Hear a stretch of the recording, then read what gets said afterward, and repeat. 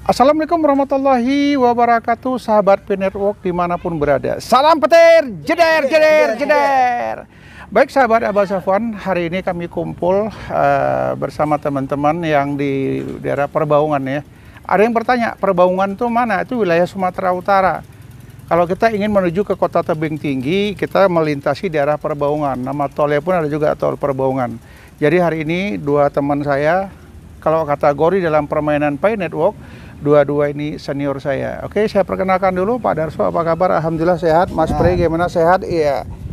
Ini kawan-kawan sering bertanya ya, mereka ingin mengetahui perkembangan Pi Network sampai hari ini. Tapi saya coba dengan Mas Pri dulu. Gimana Mas Pri perkembangan Pi Network sampai hari ini? Ya, jadi di Pi ini setiap hari itu pasti ada informasi, Pak. Setiap hari ada informasi? Setiap hari ada informasi. Nah, ketika kita menjalani Pi Network ini semacam bisnis koin, dalam pengembangannya pastinya kita akan melihat apakah hari ini ada perubahan atau informasi terbaru. Iya. Nah, baik benar atau tidaknya informasi kita juga wajib mengetahui. Oke. Kan gitu. Nah, jadi hari ini seperti core team sendiri menyampaikan di dashboard, kalau seandainya di dashboard ini tidak selalu mengganti informasi ataupun mengganti tampilan gitu. Kita lihat di dashboardnya saja. Ya, Oke. maka lihatlah di akun media sosial kami.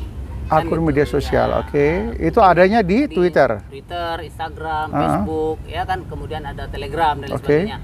Nah, hari ini informasi yang diberikan core team kepada pioner yaitu tentang bagaimana peningkatan penguncian. Kan itu. Peningkatan penguncian. Ya. Seperti apa tuh peningkatan penguncian? Jadi jelasnya walaupun memang hari ini rata-rata memang sudah terkunci kan gitu. Tapi kan juga ada penambang-penambang baru yang belum mengunci kan gitu. Nah, core team sendiri itu mengajak kita kuncilah semaksimal mungkin. Bukan orang yang sudah mengunci diajak mengunci lagi, tapi orang yang belum mengunci. Iya. Alhamdulillah. Jadi semaksimal mungkin. Mungkin ini akan menandakan bahwa ketika kita mengunci lebih maksimal ya masanya sudah mulai tiba. Ya, kita akan mendapat yang lebih banyak. Oke. Gitu. Nah, kemudian kedua, informasi itu ada tentang bagaimana pelaporan yang namanya sebuah langkah lah, bagaimana ketika kita melihat sesuatu yang di Pi ini tidak bagus, maka di akun Pi kita itu di profil ya, itu ada tempat pelaporan, tapi masing-masing ada juga yang tidak ada. Nah, ini masih ditanya-tanya kawan-kawan di pioner, kenapa punya kita tidak ada menu pelaporan seperti itu. Misalnya ada pelanggaran dan lain sebagainya kan gitu. Nah, itu diberitahukan ya kalau ada pelanggaran ya? Ada pelanggaran. Nah, yang ketiga yaitu core team ya hari ini juga memaksimalkan negara-negara yang lain selain Indonesia itu untuk terus melaju tentang QIC. Iya, kalau menurut Pak Darso ini gimana ya? Menurut Mas Pri tadi meningkatkan penguncian, kemudian jika ada permasalahan ya mungkin bisa kita laporkan ke chat ke core team. Apalah informasi dari Pak Darso yang bisa kami dapat ini? Ya, kalau saya lebih kepada benar bahwa core team ya terus mengabarkan sesuatu yang terbaru itu benar. Salah satunya tentu dari media sosial mereka. Ya. Supaya kita ini jangan sampai menafsirkan informasi yang keliru. Oleh karenanya penekanannya bahwa core team kepinginnya kalian itu harus mendapatkan sumber yang sangat kredibel lewat akun media sosial kami. Makanya dalam beberapa hari ini melakukan 2 kali update terkait dengan akun Instagram, akun Twitter, Telegram, sama Facebook.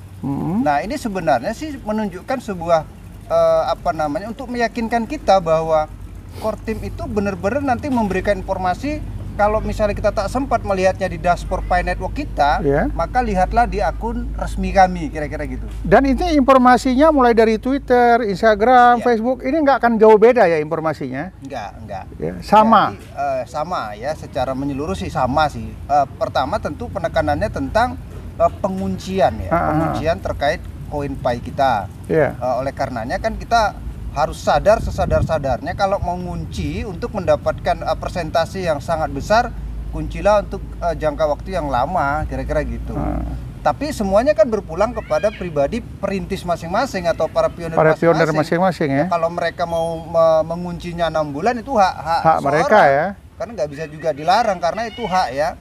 Karena mungkin ya udah nggak sabar kepingin mau mencairkan atau kepingin mau membarterkan atau dan lain sebagainya, sehingga yang dikunci hanya jarak waktu yang tidak terlalu lama, kira-kira begitu. Sebaiknya berapa lama dikunci kalau menurut pendapat Pak Darso? Tergantung dari berapa besar koin kita, Bang.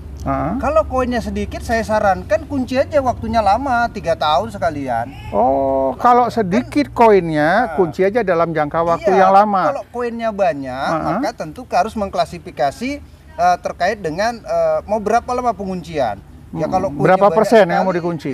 Kunci 6 bulan, kunci 1 tahun ya nggak masalah. Nah gitu dia ya. Jadi, apakah ada pengaruh di kunci waktu yang singkat dengan waktu yang lama? Pengaruhnya dalam arti kata begini, jika kita mengunci dalam waktu 6 bulan, berarti setelah 6 bulan kita kunci, koin itu kan bisa digunakan. Apakah nanti koin yang akan kita gunakan itu harus kita habiskan juga pada tahun itu, atau bisa kita tunggu sampai lama baru kita pakai? Ya, jadi sebenarnya semuanya kan sangat relatif ya. Tergantung dari selera kita. Kalau kemudian misalnya kita mau habiskan, habis ya bisa. Tapi kalau misalnya kita tahan, ya bisa juga. Nah, kan soal pengunciannya berapa persen yang mau dikunci? Nilainya gimana nanti pada saat kita kunci? Dalam arti kata begini, saya kunci 6 bulan. 6 bulan kan berarti bisa saya gunakan. Seumpama misal harga 1 pi itu, satu koin itu harganya $10 ya. Kemudian ini tidak saya habiskan. Saya simpan sampai sekian tahun kemudian. Apabila nanti terjadi kenaikan harga di tahun-tahun yang akan datang, dia ikut naik atau ngikutin harga awal? Ikut naik, jelas. Ikut naik secara otomatis ya. Secara hukum ya, karena secara hukum secara hukum presentasi sudah pasti ikut naik. Oh, jadi saya pahami begini. Kalau kita kunci 6 bulan, mau kita habiskan ya habiskan saja. Tapi kalau nggak mau kita habiskan, berapapun kenaikan koin pi nanti berikutnya dia akan menyesuaikan. Iya. Kemudian ini Mas Pri, saya lihat ini banyak sekali orang yang mengatakan scam, banyak orang yang mengatakan halu. Gimana pendapat Mas Pri untuk itu? Ya kau ketawa, ini kau ketawa ini. Biasa, kalau di Indonesia itu biasa. Kita sama Mas Darso ini main MLM itu mungkin lebih dari 20 tahun gitu. Ya mungkin cikal bakal dari sebuah MLM dulu kita udah main kan gitu.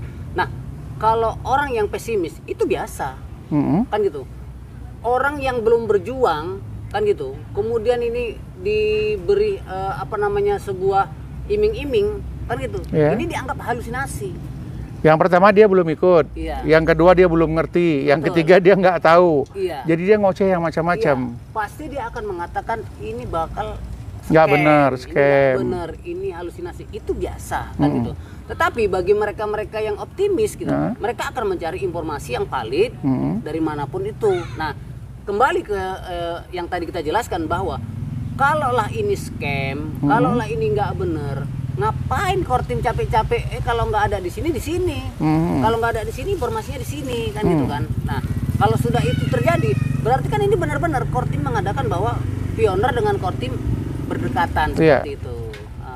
Ya, saya pun berpikir begini, sesuai yang disampaikan Mas Pri dengan Mas Darso yang mengatakan informasi di Instagram dengan informasi di Twitter dan Facebook semuanya sama. Berarti ini kan nggak main-main, ini serius. Benar. Jadi apalah langkah-langkah kira-kira yang harus dilakukan oleh teman-teman pioner melihat situasi yang seperti ini? Apa langkah-langkah ke depan yang harus dilakukan? Nah, jadi yang jelas karena memang ini sudah dijadwalkan semuanya oleh Kortim, ya kita ikuti aturan, agenda dan jadwal tersebut. Seandainya memang kuartal 2 2022 ini harus semua selesai KYC, kemudian nanti akhir Juni ini akan ada pengumuman KYC yang ya global gitu, dan kemudian koin ini bisa digunakan. Nah, kita tunggu saja sampai itu. Yang pertanyaan yang sekarang, apakah Anda akan mendapatkan undangan KYC atau tidak? Kita tidak tahu, kan gitu. Tapi nanti akhirnya semua bakal dapat. Ya, akhirnya bakal dapat. Karena apa? Karena janji Kortim semua akan kita berikan undangan, tapi kita tidak menampik bahwa kedepannya juga ada juga yang nggak dapat. Oh, sudah pasti. Kok itu bisa? Contoh, misalnya dia dapat tapi tidak aktif, kan gitu. Dia ada akunnya atau mungkin dia tidak pernah klik-klik. Kemungkinan dia pioner tapi dulu sekarang sudah dicabut kan itu kan. Nah artinya kita sudah melihat mungkin di dashboardnya Mas Darso ketika ada 1000 pioner ya kan yang aktif cuma 1/4. Punya saya mungkin ada 100 yang aktif cuma 1/4. Berarti yang punya undangan QIC dari 30-an juta pioner itu bisa jadi 1/4. Tinggal 1/4 ya? Iya, bisa jadi yang aktif 1/4 sedunia ini kan. Tapi kalau nilai koin sendiri sampai hari ini sudah mulai ada nggak tanda-tanda peningkatan? Kalau hari ini memang sulit sih untuk mencari diprediksi satu koin saja itu sulit memang kan gitu karena memang 5 angka di belakang itu sangat sulit sekali untuk menentukan satu koin itu saja. Terus gimana Pak Darso, pendapat Pak Darso? Informasi dari Mas Pri, koin semakin sulit untuk didapat. Untuk menentukan harga sampai saat ini belum bisa diprediksi. Ya, jadi memang harga resminya tentu yang tahu kan Kortim. Iya. Terkait dengan berbagai macam sumber yang mengatakan bahwa koin Pi itu sekian dolar per 1 Pi, sekian dolar per 1 Pi itu hak orang masing-masing ya. Bebas ya menyatakan berapa. Semua orang kan boleh mengatakan itu. Tapi kan pasti Kortim sudah membungkus lah itu. Kurang lebih mungkin sudah tahu. Sudah ada gambarannya. Sudah ada gambaran, itu sudah pasti. Ya. Artinya dengan komunitas yang besar ini tentu saja ya harapan kita semua ya. Ya koin Pi itu tinggi lah pada akhirnya.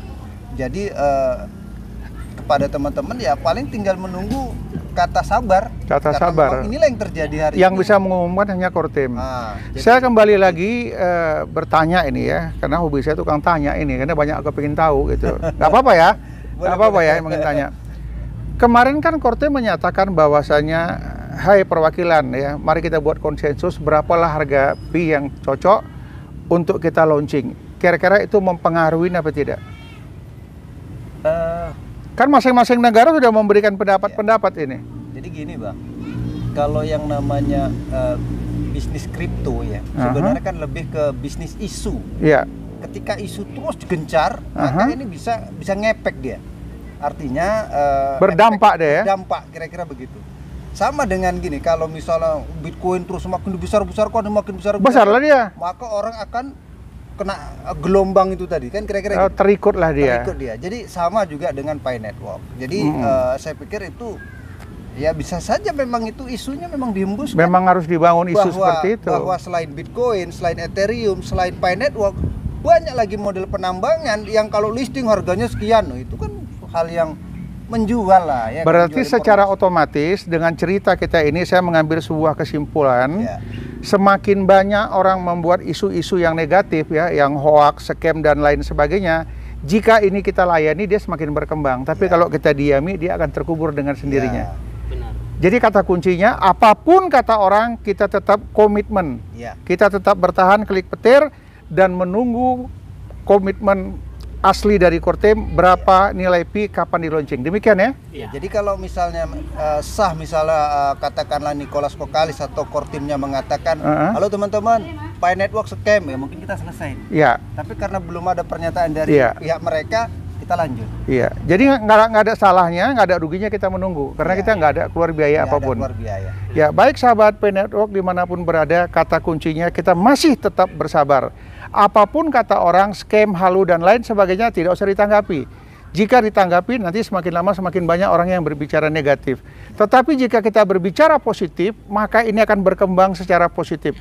Kita tunggu perkembangan dari Kortim, mudah-mudahan apapun yang kita impikan segera akan menjadi kenyataan. Demikian yang dapat saya sampaikan. Salam petir, jeder, jeder, jeder. Assalamualaikum warahmatullahi wabarakatuh.